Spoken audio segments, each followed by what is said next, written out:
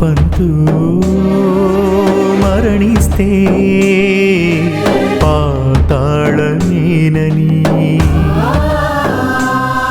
అపరాధంతో కనుమూస్తే అగ్నిగుండమేనని,